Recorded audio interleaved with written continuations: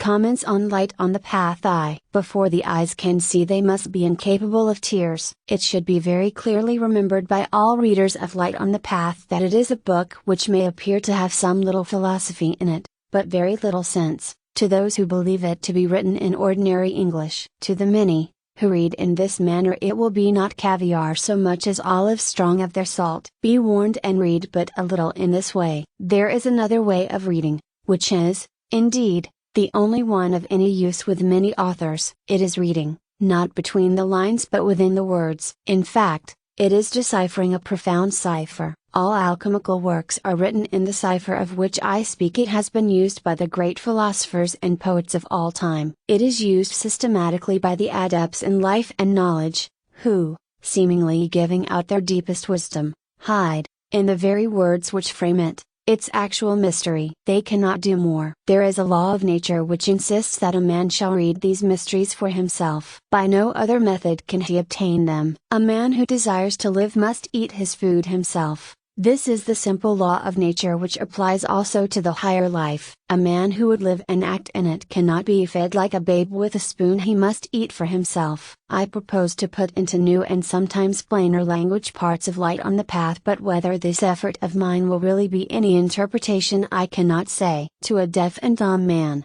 a truth is made no more intelligible if, in order to make it so, some misguided linguist translates the words in which it is couched into every living or dead language, and shouts these different phrases in his ear. But for those who are not deaf and dumb, one language is generally easier than the rest, and it is to such as these I address myself. The very first aphorisms of Light on the Path, included under number I, have, I know well, remain sealed as to their inner meaning to many who have otherwise followed the purpose of the book. There are 4 proven and certain truths with regard to the entrance to occultism. The gates of gold bar the threshold, yet there are some who pass those gates and discover the sublime and illimitable beyond. In the far spaces of time all will pass those gates. But I am one who wish that time, the great deluder, were not so overmasterful. To those who know and love him I have no word to say, but to the others, and there are not so very few as some may fancy, to whom the passage of time is as the stroke of a sledgehammer,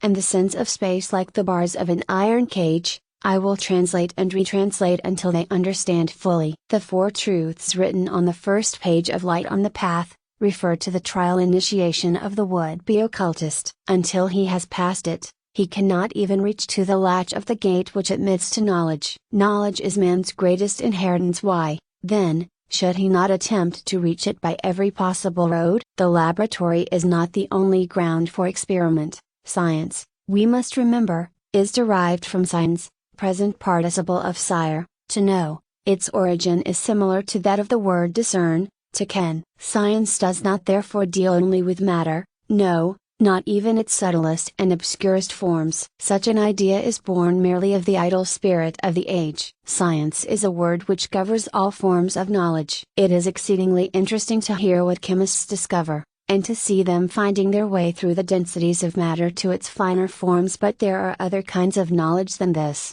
and it is not everyone who restricts his, strictly scientific, desire for knowledge to experiments which are capable of being tested by the physical senses. Everyone who is not a dullard, or a man stupefied by some predominant vice, has guessed, or even perhaps discovered with some certainty, that there are subtle senses lying within the physical senses. There is nothing at all extraordinary in this. If we took the trouble to call nature into the witness box, we should find that everything which is perceptible to the ordinary sight, has something even more important than itself hidden within it. The microscope has opened a world to us, but within those encasements which the microscope reveals, lies the mystery which no machinery can probe. The whole world is animated and lit, down to its most material shapes, by a world within it. This inner world is called astral by some people, and it is as good a word as any other, though it merely means starry. But the stars, as Locke pointed out, are luminous bodies which give light of themselves. This quality is characteristic of the life which lies within matter, for those who see it,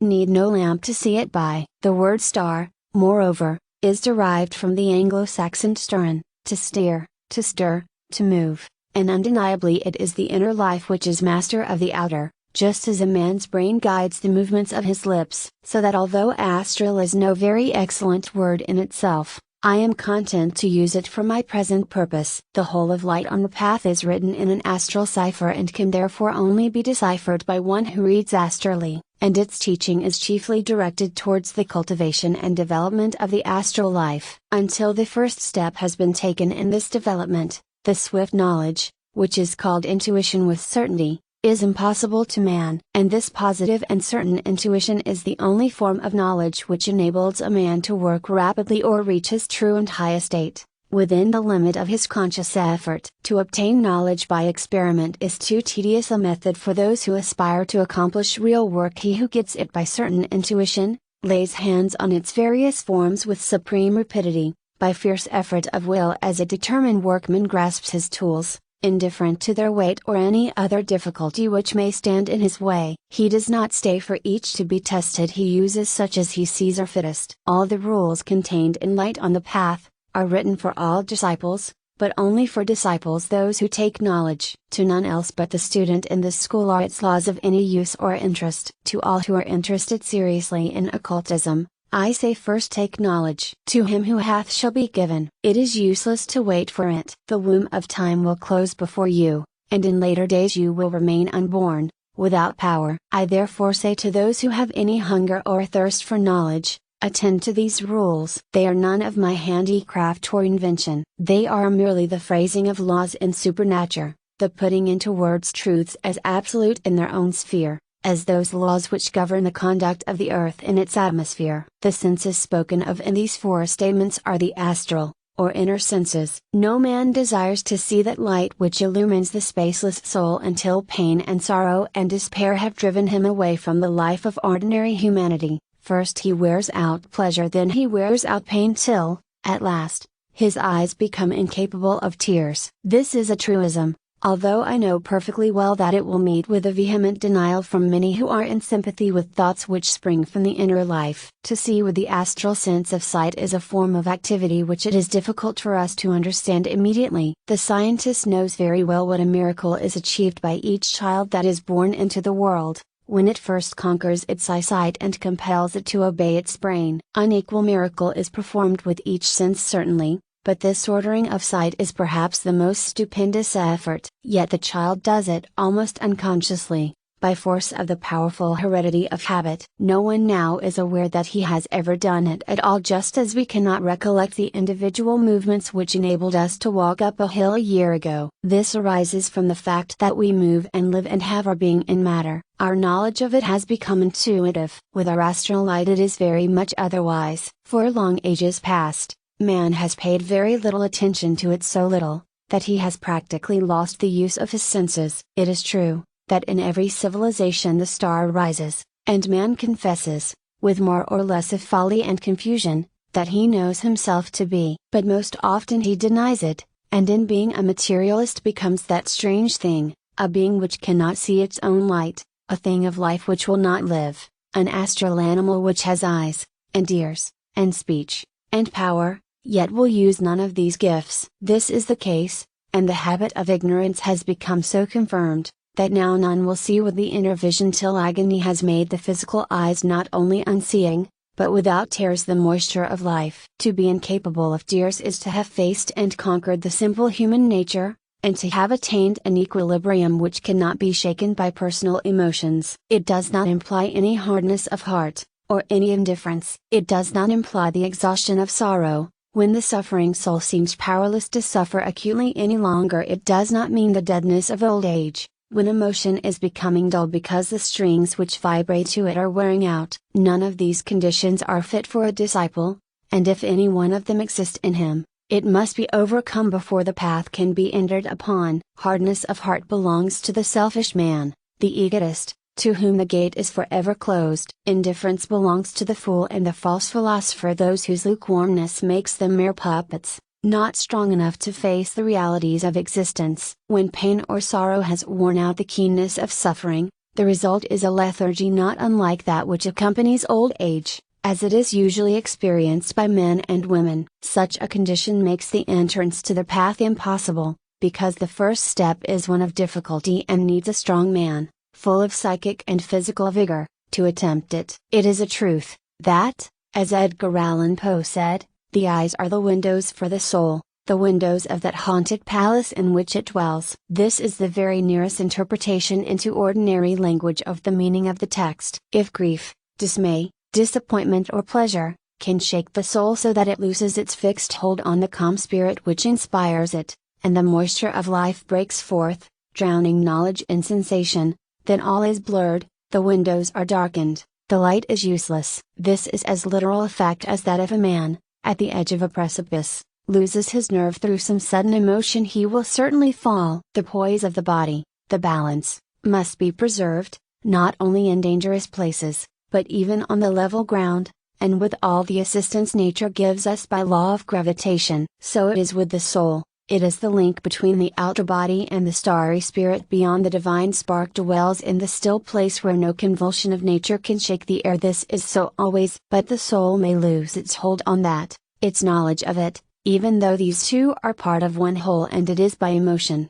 by sensation, that this hold is loosed. To suffer either pleasure or pain, causes a vivid vibration which is, to the consciousness of man, life. Now this sensibility does not lessen when the disciple enters upon his training, it increases. It is the first test of his strength. He must suffer, must enjoy or endure, more keenly than other men, while yet he has taken on him a duty which does not exist for other men, that of not allowing his suffering to shake him from his fixed purpose. He has, in fact, at the first step to take himself steadily in hand and put the bit into his own mouth. No one else can do it for him. The first 4 aphorisms of Light on the Path refer entirely to astral development. This development must be accomplished to a certain extent, that is to say, it must be fully entered upon before the remainder of the book is really intelligible except to the intellect. In fact, before it can be read as a practical, not a metaphysical treatise. In one of our great mystic brotherhoods, there are 4 ceremonies, that take place early in the year, which practically illustrate and elucidate these aphorisms. They are ceremonies in which only novices take part, for they are simply services of the threshold. But it will show how serious a thing it is to become a disciple, when it is understood that these are all ceremonies of sacrifice. The first one is this of which I have been speaking. The keenest enjoyment, the bitterest pain, the anguish of loss and despair, are brought to bear on the trembling soul, which has not yet found light in the darkness, which is helpless as a blind man is, and until these shocks can be endured without loss of equilibrium, the astral senses must remain sealed. This is the merciful law. The medium, or spiritualist, who rushes into the psychic world without preparation, is a lawbreaker, a breaker of the laws of supernature. Those who break nature's laws lose their physical health. Those who break the laws of the inner life, lose their psychic health. Mediums become mad, suicides, miserable creatures devoid of moral sense, and often end as unbelievers, doubters even of that which their own eyes have seen. The disciple is compelled to become his own master before he adventures on this perilous path, and attempts to face those beings who live and work in the astral world, and whom we call masters, because of their great knowledge and their ability to control not only themselves but the forces around them. The condition of the soul when it lives for the life of sensation as distinguished from that of knowledge, is vibratory or oscillating, as distinguished from fixed. That is the nearest literal representation of the fact, but it is only literal to the intellect, not to the intuition. For this part of man's consciousness a different vocabulary is needed. The idea of fixed might perhaps be transposed into that of at home. In sensation no permanent home can be found, because change is the law of this vibratory existence. That fact is the first one which must be learned by the disciple. It is useless to pause and weep for a scene in a kaleidoscope which has passed. It is a very well known fact, one with which Bulwer Lytton dealt with great power, that an intolerable sadness is the very first experience of the neophyte in occultism. A sense of blankness falls upon him which makes the world a waste, and life a vain exertion. This follows his first serious contemplation of the abstract. In gazing, or even in attempting to gaze, on the ineffable mystery of his own higher nature, he himself causes the initial trial to fall on him. The oscillation between pleasure and pain ceases for perhaps an instant of time, but that is enough to have cut him loose from his fast moorings in the world of sensation. He has experienced, however briefly, the greater life, and he goes on with ordinary existence weighted by a sense of unreality, of blank, of horrid negation. This was the nightmare which visited Bulwer Lytton's neophyte and Zanoni, and even Zanoni himself, who had learned great truths, and been entrusted with great powers, had not actually passed the threshold where fear and hope, despair and joy seem at one moment absolute realities, at the next mere forms of fancy. This initial trial is often brought on us by life itself. For life is, after all, the great teacher. We return to study it, after we have acquired power over it, just as the master in chemistry learns more in the laboratory than his pupil does. There are persons so near the door of knowledge that life itself prepares them for it, and no individual hand has to invoke the hideous guardian of the entrance. These must naturally be keen and powerful organizations, capable of the most vivid pleasure. Then pain comes and fills its great duty. The most intense forms of suffering fall on such a nature, till at last it arouses from its stupor of consciousness, and by the force of its internal vitality steps over the threshold into a place of peace. Then the vibration of life loses its power of tyranny. The sensitive nature must suffer still, but the soul has freed itself and stands aloof, guiding the life towards its greatness. Those who are the subjects of time, and go slowly through all his spaces, live on through a long-drawn series of sensations, and suffer a constant mingling of pleasure and of pain. They do not dare to take the snake of self in a steady grasp and conquer it, so becoming divine, but prefer to go on fretting through divers experiences, suffering blows from the opposing forces. When one of these subjects of time decides to enter on the path of occultism, it is this which is his first task. If life has not taught it to him, if he is not strong enough to teach himself, and if he has power enough to demand the help of a master, then this fearful trial, depicted in Zanoni, is put upon him. The oscillation in which he lives, is for an instant stilled, and he has to survive the shock of facing what seems to him at first sight as the abyss of nothingness. Not till he has learned to dwell in this abyss, and has found its peace, is it possible for his eyes to have become incapable of tears. The difficulty of writing intelligibly on these subjects is so great that I beg of those who have found any interest in this article, and are yet left with perplexities and doubts, to address me in the correspondence column of this magazine. I ask this because thoughtful questions are as great an assistance to the general reader as the answers to them.